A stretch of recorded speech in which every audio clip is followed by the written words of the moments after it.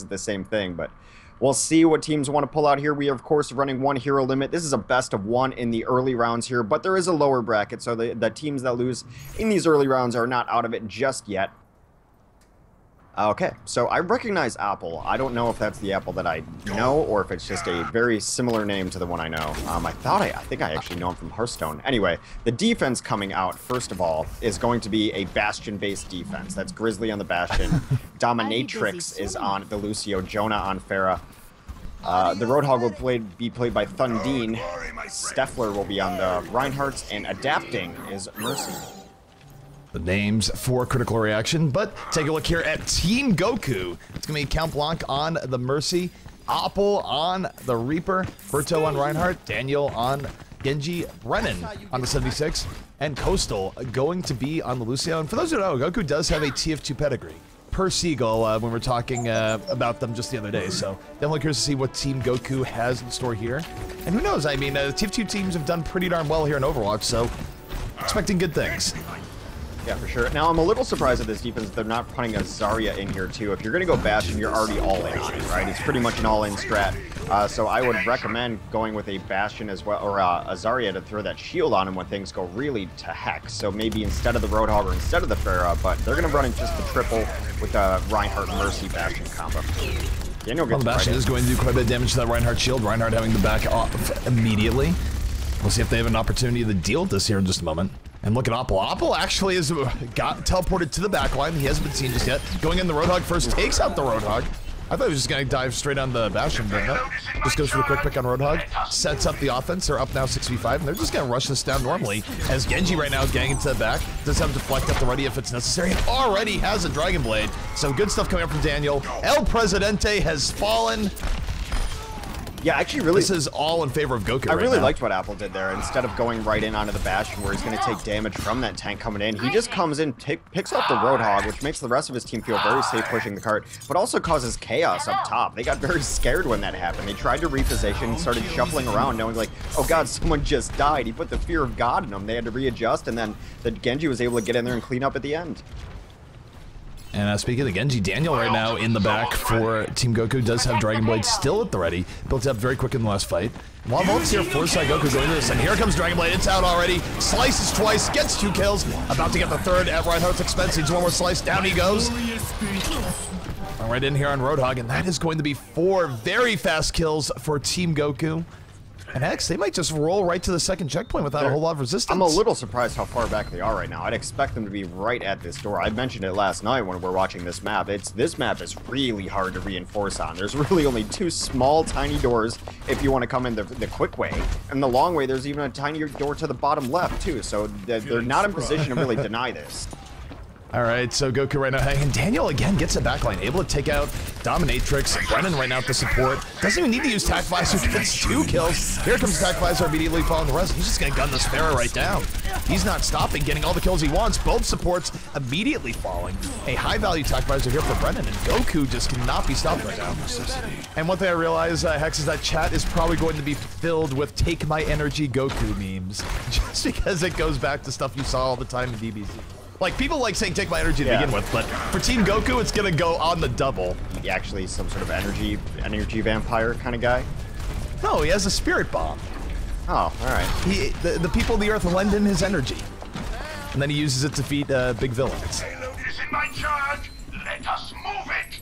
Alrighty, well, the defense for Critical Reaction going to be resetting up yet again. They have not had a whole lot of success here in this game. Team Goku just able to roll right through them. And again, looking at the next fight, Goku has 4 ultimates up right now. Sound Barrier and Dragon Blade in particular is Thundine able to take out Apple, so they will lose Apple pretty early in this fight. Let's see if Count Blanc decides to tempo res here or not. It's an interesting hold up here on this angle. I mean, they need to get a little more work done from their flanks here. Now, Thunder and the Reaper are going to try to go in. Here comes the Dragon Blade. Dragon Blade on the way out here. Sound Barrier on the way as well. Defensive Sound Barrier that came out, though, so Daniel not going to be getting quite as much from this Dragon Blade as he would like. Sound Barrier going to go down for both teams. And that's okay there for the defense. They were at least able to draw out, but Apple gets into the back line. Death Blossom at the ready, takes out 2. I've got you in my sights. Getting deep in, able to take out Adapting, looking for a little bit more, and right now Goku again with the momentum on their side, and they still have a res here even if they do lose a few people towards the end. the way they're playing, I'm not even sure that's going to happen. Yeah, it's been very one-sided here. It's just been pick after pick. Brennan's had a couple kills, mostly from his attack visor, but it's not enough. Has not been enough.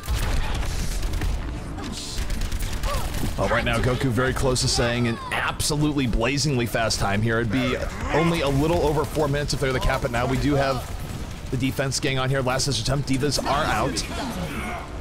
But again, we have the Dragon Blade coming out here from Daniel. He's in the back line, slicing and dicing, has the double kill, and will create enough space for this to be that's about a 4-minute, 25-second time coming out here from Goku. Blazingly fast. Yeah, this is the longest payload map in the game, I think. I'd have to measure, but it just, the eye test, it's this and Nubani, which are both super long, and the second stage of Route 66 is just amazingly long. So that is an extremely quick time. Sorry, I didn't mean to give you the cold shoulder on the anime references in the middle of the cast, but I was reading chat and I forgot that Steel's new team is playing today. So we might have to find that. So I guess it is official then that Steel is no longer with Splice. Yeah. That relationship has ended and he is with his brand new team, and we'll see how that works out. Now, I don't think Splice is playing here today, but that would be interesting, of course, to see Splice versus that. We could have We United versus Reunited, Splice versus Steel's new team. The grudge match is definitely getting more real as time goes on, X.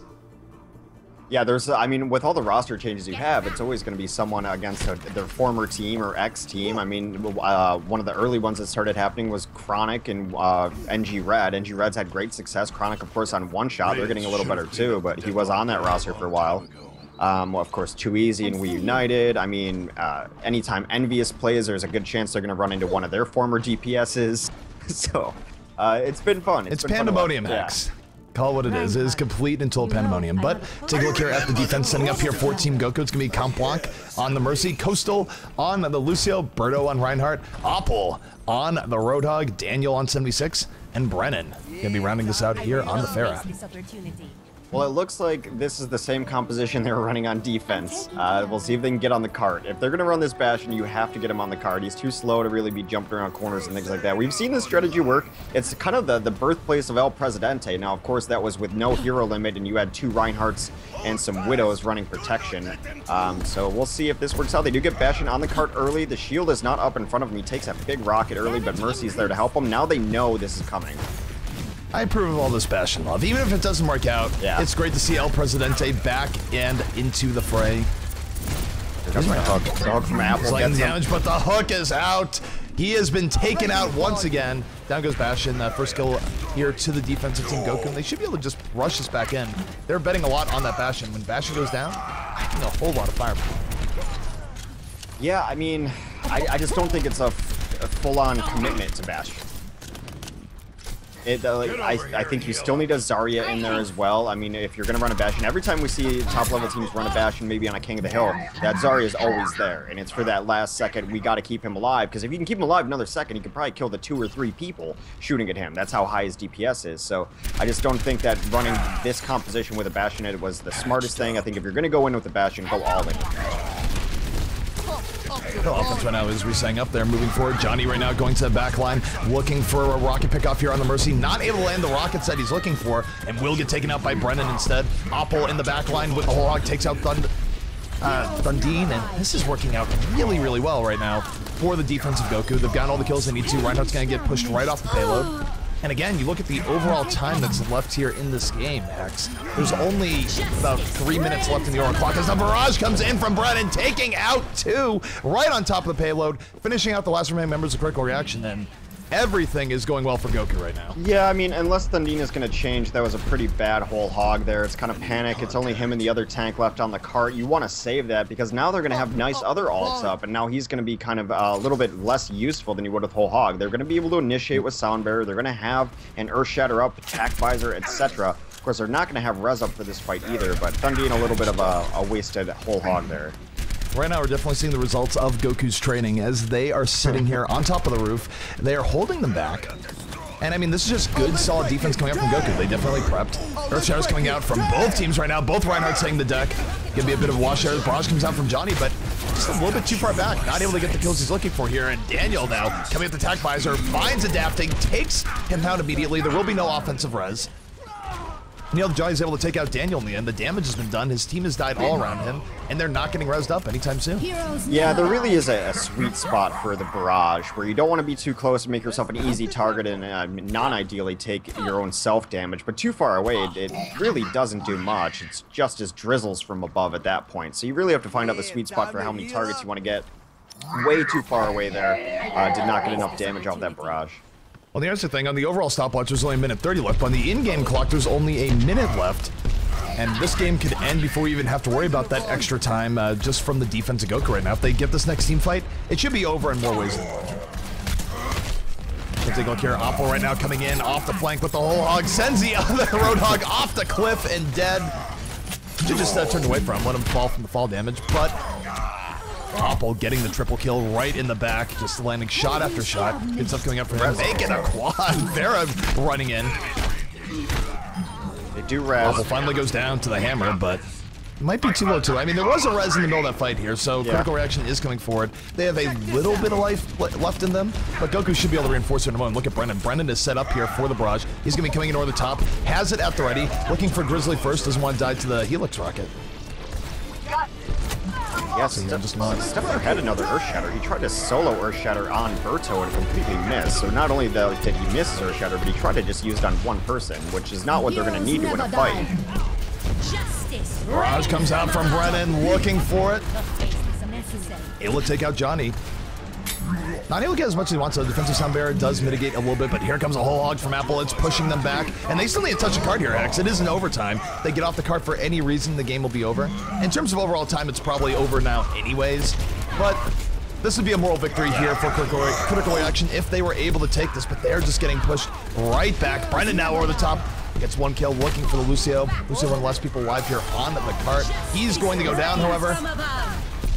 This is rain from above, but just a little bit too little, too late. Another mile away barrage from Johnny. Get in there. All right, so Team Goku will move on. They will ascend to the next level, and we see just who they're going up against in the round of 64. I'm at the point like where my references of like, I know you're making references to things, I'm just not certain where they're at, so I'm gonna give you the chuckle like every time. Like ascending, I'm sure is a thing. His training, I think, was also a reference. It was absolutely a reference. I am going to be making terrible Goku puns all day. There's a reason why I wanted to follow this team. Fair enough. I don't have it any other way. Well, I mean, I just have the juvenile sense of humor that I wanted to follow. Oink oink, here comes the boink. There's no like pun or anything in there. It's just hilarious. That is another respectable team to follow. I mean, there's no doubt about it. Oink oink, here comes the boink. They're at the pinnacle of Overwatch in terms of naming. Who is? I think we'll just follow Goku because their opponent is already waiting for them in the next round. Who is SA? I have no idea who SA is. Let's see if we there's anyone on that team that we recognize. Try to bring up the rankings here.